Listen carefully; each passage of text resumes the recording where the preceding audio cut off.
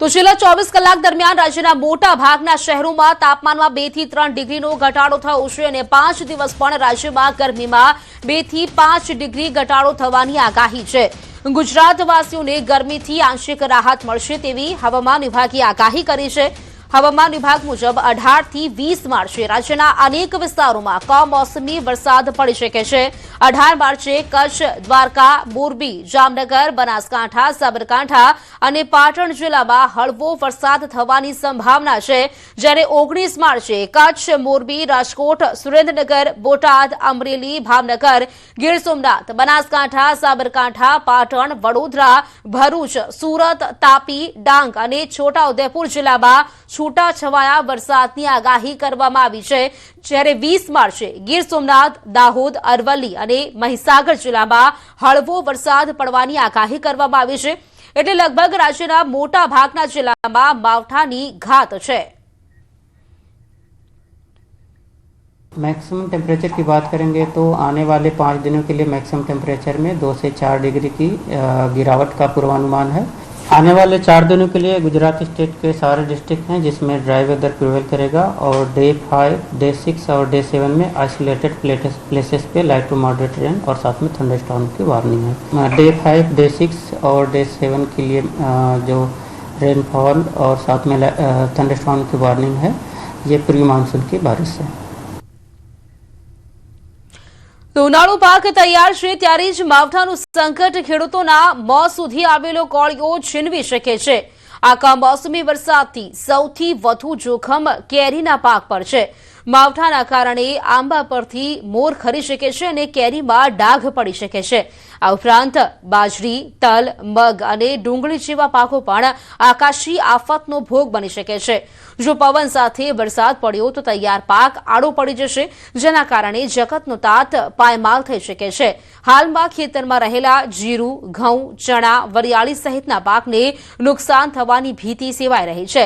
ખાસ કરીને ગીર પંથકમાં કેસર કેરીની સિઝનના પગલે ખેડૂતો અને કેરીના બગીચા રાખનારા લોકોના જીવ પડીકે બંધાયા છે। જો માવઠું વરસે તો કેરીમાં નુકસાન થઈ શકે છે।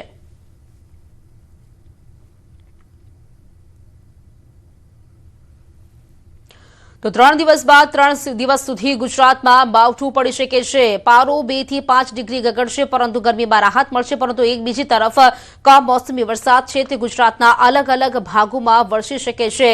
ફરી ખેડૂતોના માથે ક્યાંક આફતના મંડાણ સર્જાયા છે। હવે વાત કરીશું ગેસની માથાકૂટ વિશે।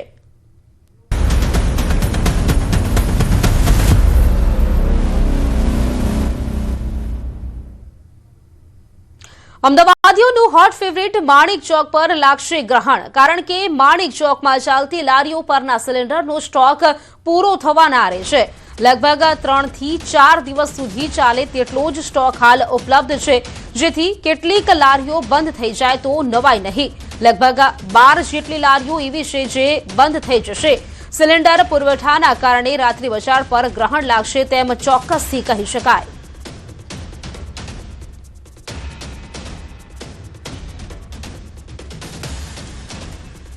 અમદાવાદની આન બાન અને શાન એટલે માણિક ચોક અને રાત્રિ બજાર। માણિક ચોકનું રાત્રિ બજાર ખૂબ જ ફેમસ છે, પરંતુ 2-4 દિવસની અંદર આ રાત્રિ બજાર પણ બંધ થવાને આરે છે, જેનું કારણ છે વેપારીઓ પાસેથી પણ પૂછીશું। પરંતુ અત્યારે આપ જુઓ આ શનિવારના દ્રશ્યો, જો શનિ રવિ આ પ્રકારની ભીડ તો જોવા મળશે, પરંતુ આવતા શનિ રવિ આ પ્રકારની ભીડ જોવા મળશે કે કેમ તે સવાલ ઊભો થઈ રહ્યો છે। મારી સાથે વેપારીઓ છે, વેપારીઓ સાથે વાત કરીશું। અરવિંદભાઈ, ખાસ કરીને માણિક ચોકમાં કેટલી લારી છે ને સિલિન્ડરને લઈને જે ઇસ્યુ થઈ રહ્યો છે તે શું છે?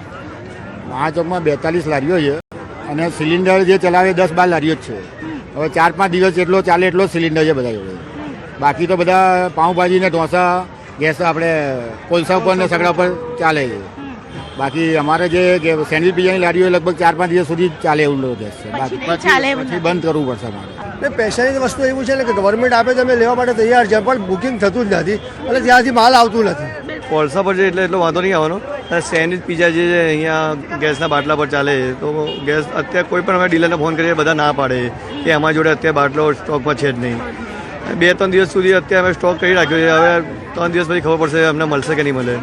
માણેક ચોકના બજારની અંદર ભીડ જોવા મળશે, તમે અહીં આવી શકશો, પરંતુ 2-3 દિવસની અંદર પુરવઠો નહીં મળે તો લગભગ 10 થી 12 જેટલી લારીઓ છે તે બંધ થઈ જશે. કેમેરા પર્સન નિલેશ સોસા સાથે દીપિકા કુમાર, ન્યૂઝ 18 ગુજરાતી, અમદાવાદ. તો ગીર સોમનાથ જિલ્લામાં આવેલું કુદરતી જ્યોતનું અદ્ભુત સ્થળ, જ્યાં કોઈ ગેસ સિલિન્ડર કે અન્ય ઇંધણ વિના જમીનમાંથી કુદરતી રીતે પ્રગટે છે જ્યોત.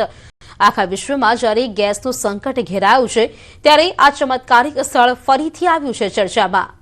હાલ વિશ્વમાં ઇઝરાયલ, અમેરિકા અને ઈરાન વચ્ચે યુદ્ધ ચાલી રહ્યું છે, જેના કારણે એશિયાના ઘણા દેશોમાં રાંધણ ગેસની અછત સર્જાઈ હોવાના અહેવાલો સામે આવી રહ્યા છે. ત્યારે ગીર સોમનાથ જિલ્લાના જગતિયા ગામ નજીક આવેલું એક ધાર્મિક અને કુદરતી ચમત્કારિક સ્થળ લોકોનું ધ્યાન ખેંચી રહ્યું છે, જ્યાં જમીનમાંથી કુદરતી રીતે અગ્નિ પ્રગટે છે. આ સ્થળ સામાન્ય રીતે શેઠ જગડુશાની જગ્યા તરીકે ઓળખાય છે. આજથી 900 વર્ષ પહેલાની કહાની આના પાછળ છે.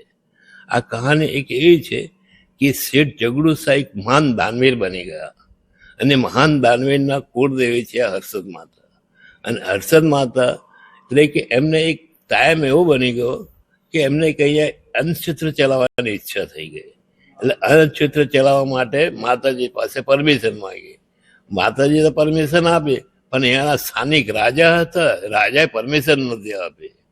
અને પરમિશન નહીં આપવાનું કારણ એવું હતું કે વિદેશી માણસ હતા, અને જે વિદેશી માણસ એકને આપે બીજાને આપે એટલે એમણે નહોતું આપ્યું. માતાજીના પરમિશનના હિસાબે રાજાએ જગ્યા આપી દીધી, પણ જગ્યા પણ એવી આપી કે સમુદ્ર કિનારે રેતાળ જગ્યા, એટલે અનુકૂળ નહોતી.